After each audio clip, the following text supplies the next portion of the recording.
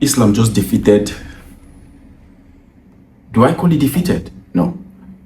Islam just dominated JDM 25 minutes. I know I've told you guys that I'm a huge boxing fan. I like knockout. And when it comes to MMA, what excites the fans is knockout. And if you watch this card, the main event has already had 3 to 4 knockouts before the 2 main events. And it gets to the point where this is becoming really annoying. Most especially, we started seeing this noise after the fight between Makhachev and DDP. And now today, we are seeing it with Islam Makhachev and JDM. It makes me wonder and ask, are these people not training grappling? Are these people not prepared for something like this? Because I know for you to be as good as Islam Makhachev or as good as Khabib Nurmagomedov, you need the years of practice. But you also know that if this is their stronger point of defeating you, why can't you use your own strong points to defeat them? Yes, they're going to take you down. But don't you do grappling watching today's fight was really annoying. I'm not a hater here. I'm not saying that, okay, I want JDM to win. No, but watching the fight, if you look at JDM's face, even in the fight, it was like, he's like, what am I doing here? How? He couldn't even recover from any takedown. He was super tired. And this is a big credit to Islam Makhachev. If you, like I told you, if you are a fighter, if you have very good grappling, you are 10 steps ahead of your opponent. If your opponent is just a striker, and you have grappling, you are way ahead of the striker. What you just have to do is just put him down. But as a striker, you know that this is your stronger point. Yeah? Before he takes you down, you should have gone and hit him 1 or 2. Because him now, what he was doing, what literally Islam was doing in that fight, was making sure that he tired JDM out. And that is what he succeeded in doing. And guys, I noticed something today. You see that weight difference between Islam Makhachev of the welterweight and the Islam Makhachev of the lightweight is a huge difference. You see that weight? Look at him in this welterweight. He's so strong, he's so thick, and he's so durable.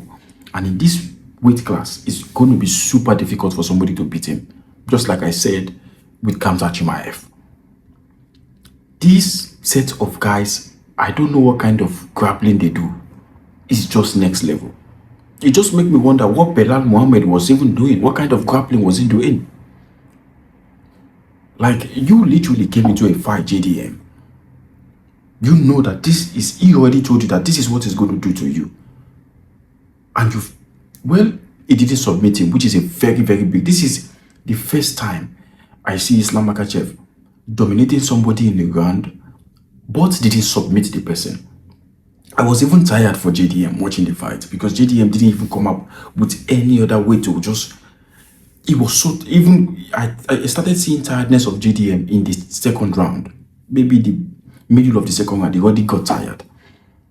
And this is to show how incredible Islam Makhachev is. Now he's your new 2-weight champion. He's now in the league of the greats of DC, John Jones, Conor, Ilia Topuria, Triple C, Amanda Nunes. These are greats that have done it in 2-weight divisions. And now we're talking about somebody who just not coming into welterweight to win a fight. He's coming into welterweight to dominate. And if you look at now, who is next for him, you could see Carlos Prates, you could see Kamara Usman, you could see the Morales guy. They are very good matchup for him, but are they going to beat Islam Makhachev? I doubt it. With this level of grappling, the only person I think that have a chance, because if you put Carlos Prates there, Islam will just take him down and just submit him. If you put Morales there, then you might have a good fight. But I don't see Morales beating Islam Makhachev because Morales is not that technical. The only person I think that could give Islam Makhachev a run for his money is Kamaru Usman, who is very, very good grappling and very, very good striking. But I don't know what the UFC are going to do. So Islam Makhachev at the moment is in a very, very good position. He's just wait for UFC to give him his next fight. There's Shafkat. There is Yangari. I don't see Yangari beating Islam Makhachev.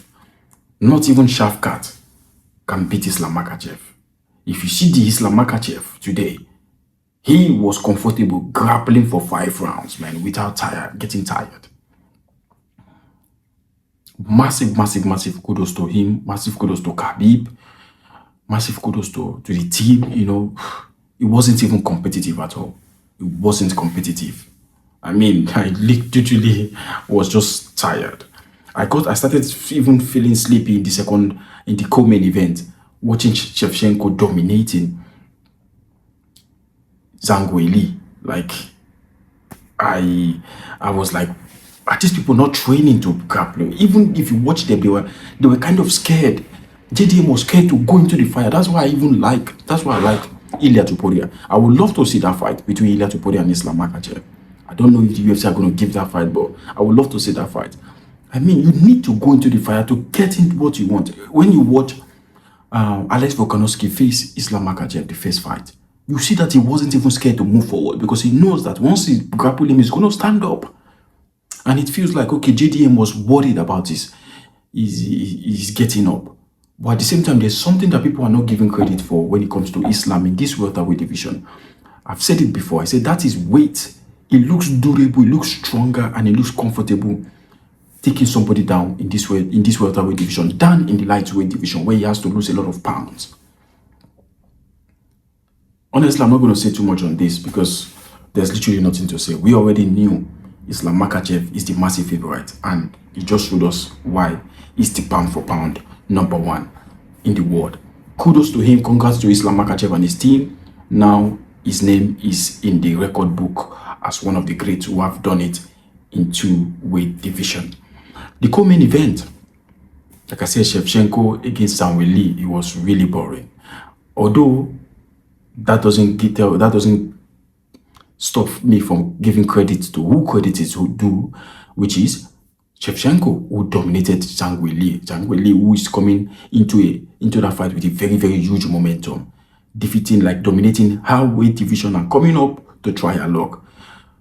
But she tried her luck against the wrong person, the wrong fighter. Shevchenko, for me, should be among top 2 when it comes to best women fighter, MMA fighter of all time. For me, Amanda Nunes and Shevchenko, 2 of them shouldn't be even argued for, you know.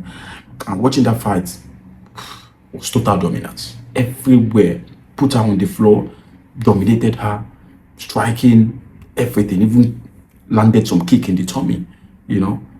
Massive, massive kudos to Shevchenko. Congrats to her and her team. And the third co-main event, Sean Brady and Morales, man. Morales is a very good fighter, very, very good fighter. I think the weight was a bit intimidating for Sean Brady. That's why he couldn't engage. And the guy, that Morales, looked big for that welterweight, man. He looks so big. He needs to even change the weight. And another thing you guys don't notice when you watch Morales fight, that guy is not technical. If there is a very good technical fighter, it's going to knock him out. Cold. He just has an intimidating presence. And he has one incredible power. If you watch the way he punches, he doesn't punch with technique. He punches with everything. And if you have somebody who is so technical, the same weight as he is, you defeat Morales 100%. But kudos to him. I think he is already called for the bird's nest. Let's see what the UFC are going to do. We go to Leon Edwards and Carlos Prates. That for me was the knockout of the night. You remember, Leon Edwards was entering into this fight as the only fighter that has never been knocked out in UFC. There are many of them, many of the fighters, but Leon Edwards has never been knocked out. And Carlos Prates made it look easy in the second round. That was impressive. Honestly, that was super, super impressive from Carlos Prates. I mean, he was calling for the title next. is he going to beat Islam Makhachev? Absolutely not. I don't think if there's somebody that's going to beat Islam, Carlos will come out. No, no, no. I don't see Carlos Puertas beating Islam Makhachev. And yeah, there were a lot of fights during the evening. A lot of them, Boniku, exceptional knockout with his foot. I mean, that leg kick was everything. Although he was being booed by all the old fans based on his recent loss and his recent fights. But what a good redemption for him, man. Kudos to him and his coach, man. Let me know what you think about UFC 322. Islam Makhachev is your new welterweight champion. Like it or not, you have to deal with it. If you don't like grappling, you don't like wrestling, you should change sports. Maybe watch only boxing or watch bare knuckles. But once you're talking about mixed martial arts, it has everything. And when I talk of everything, everything. Like, comment, subscribe. I will see you in the next video. Peace.